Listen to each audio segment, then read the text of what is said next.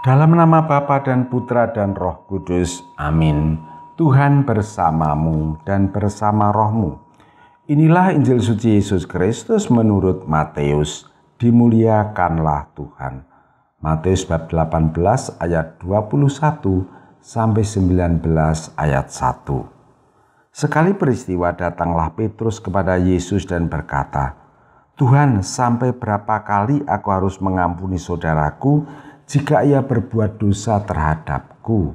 Sampai 7 kalikah?" Yesus menjawab, "Bukan hanya sampai 7 kali, melainkan sampai 70 kali 7.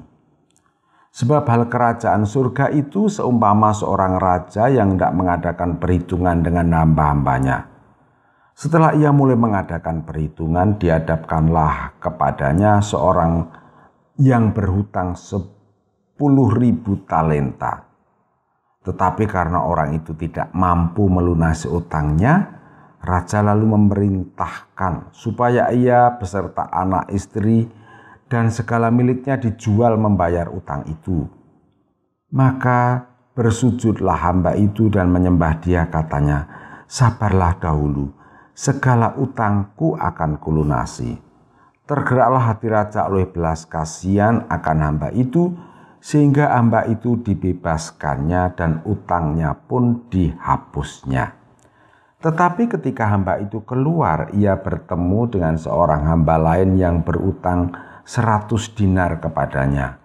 Kawan itu segera ditangkap dan dicekik, katanya, 'Bayar utangmu.' Maka sujudlah kawan itu dan minta kepadanya, 'Sabarlah dahulu, utangku itu akan kulunasi.' Tetapi ia menolak dan menyerahkan kawannya ke dalam penjara sampai semua utangnya ia lunasi. Melihat itu, kawan-kawannya yang lain sangat sedih, lalu menyampaikan segala yang terjadi kepada tuan mereka. Kemudian raja memerintahkan memanggil orang itu dan berkata kepadanya, 'Hai hamba jahat, seluruh utangmu telah kuhapuskan oleh karena engkau memohonnya. Bukankah engkau pun harus mengasihani kawanmu seperti aku telah mengasihani engkau?' Maka marahlah tuannya dan menyerahkan dia kepada algojo-algojo sampai ia melunasi seluruh utangnya. Demikian pula Bapakku di surga akan berbuat terhadapmu jika kalian tidak mengampuni saudaramu dengan segenap hatimu." Setelah Yesus selesai dengan pengajarannya, berangkatlah ia dari Galilea dan tiba di daerah Yudea di seberang sungai Yordan. Demikianlah sabda Tuhan. Terpujilah Kristus. Saudara-saudara yang dikasihi Tuhan dan yang saya gemateni, renungan harian saya pada tanggal 13 Agustus 2020 ini berjudul "Pengampunan itu sehat". Saya kira benar kalau saya beranggapan bahwa Anda ingin bahagia. Nah, salah satu syarat orang supaya bisa bahagia ialah tidak menyimpan perasaan dan pikiran negatif dalam otaknya. Misalnya iri hati, dendam, marah, dan lain-lain. Untuk itu Anda ingin agar Anda bisa mengampuni orang yang bersalah kepada Anda. Betul? Begitulah yang dikehendaki oleh Tuhan. Malah Yesus lebih serius lagi, mengampuni 70 kali 7 kali. Artinya seberapapun kesalahan orang lain, ampunilah. Karena menyimpan kesalahan orang lain berarti menyimpan racun yang merugikan hidup kita sendiri.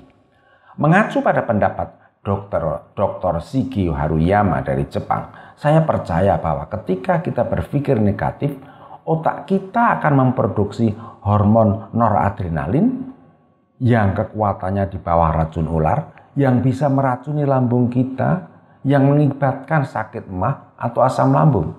Sedangkan kalau kita berpikir positif, otak kita akan menghasilkan hormon endorfin yang berfungsi mengurangi rasa sakit, memperkuat daya tahan tubuh, dan membuat rasa bahagia.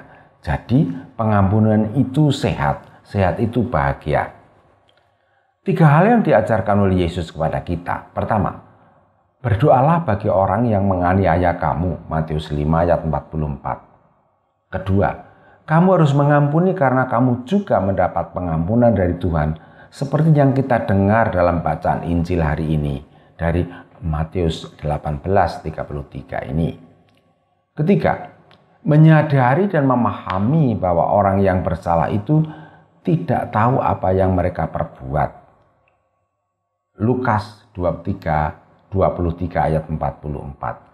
Doa Yesus untuk mengampuni orang-orang yang menganiaya Dia berbunyi, "Ya Bapa, ampunilah mereka sebab mereka tidak tahu apa yang mereka perbuat." Sudah mencakup 3 hal tersebut. Secara langsung doa Yesus tersebut menjadi acuan usulan saya agar kita mempunyai cara untuk mengampuni orang lain. Beginilah langkah-langkahnya. Pertama, tanpa meremehkan pihak lawan atau kawan, umpamakan saja rasa sakit dan derita serta kerugian kita itu diakibatkan oleh binatang atau virus, kambing atau kucing. Masakan kita mau menaruh dendam kepada kucing tertentu yang mencuri ikan kita, atau dendam terhadap virus yang menyerang kita, membuat kita sakit. Anggap saja kita menjadi korban tindakan hewan atau virus. Kedua, kalau itu tidak jadi, kalau itu tidak bisa jalan, anggap saja luka hati dan derita kita diakibatkan oleh tumbuh-tumbuhan. Masakan kita mau dendam pada pohon yang jatuh menimpa rumah kita atau motor kita atau mobil kita. Kalau itu pun tidak jalan, langkah ketiga, umpamakan dia ini benda mati. Artinya derita dan kerugian kita diakibatkan oleh benda mati. Masakan kita mau dendam kepada angin puting beliung yang membawa kabur atap seng rumah kita? Bukan gitu kan? Keempat, seandainya pun itu juga tidak jalan, bertanyalah kepada Tuhan.